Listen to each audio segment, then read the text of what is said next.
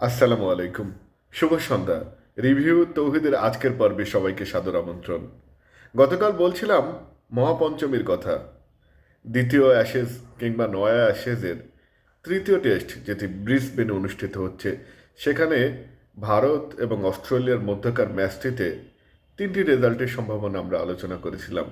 শেষমেশ বৃষ্টি এখানে উইনার এবং ড্র সেখানে নিয়তি।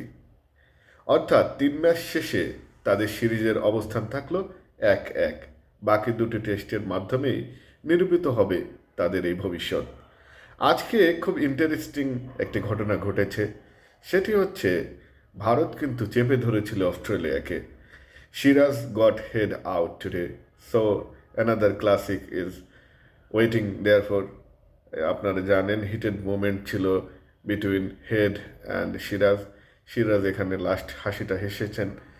So there will be chances for them to come against each other in the next matches.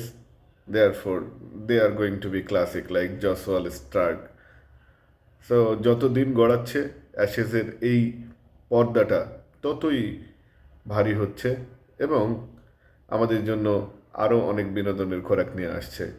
একটা পর্যায়ে 89 রানে 7 উইকেট, তখন অস্ট্রেলিয়ার ইনিংস ঘোষণা করে ভারত ব্যাটিংয়ে নেমে মাত্র 8 রান করার সাথে সাথে শেষ হয়ে যায় খেলা, কারণ বৃষ্টি এসে পড়ে, সাথে ঝোড়ো হাওয়া। কিন্তু ঝোড়ো হাওয়া ছিল না কিংসটাউনে। কিংসটাউনে ওয়েস্ট ইন্ডিজের বিরুদ্ধে দ্বিতীয় টি-20 জিতে বাংলাদেশ এই টুর্নামেন্টটি বা এই সিরিজটি জিতে নিয়েছে ওয়েস্ট ইন্ডিজের বিরুদ্ধে। লো স্কোরিং ম্যাচ ছিল।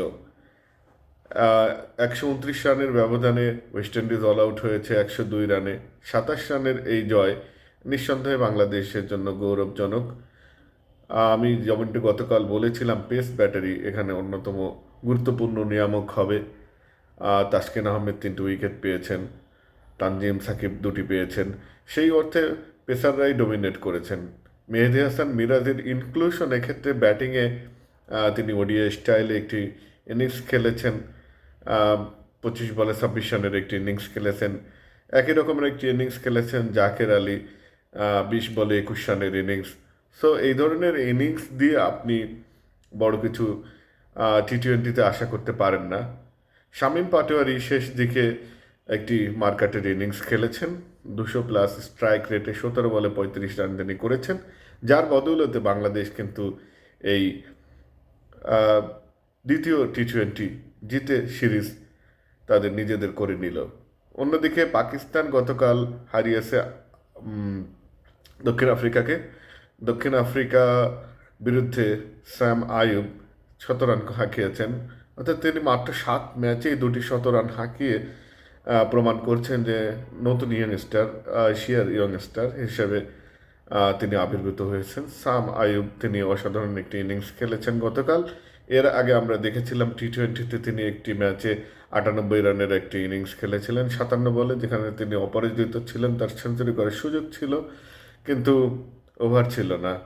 সুতরাং অল ওভার বলা যায় যে খেলা চলছে, আর খুব ভোরের দিকে এই খেলাগুলো দেখতে হয়। সুতরাং রাতে একটু আর্লি ঘুমানোর চেষ্টা করা হয়, সেক্ষেত্রে আবার সকালে তাড়াতাড়ি ঘুম ভেঙে যায়।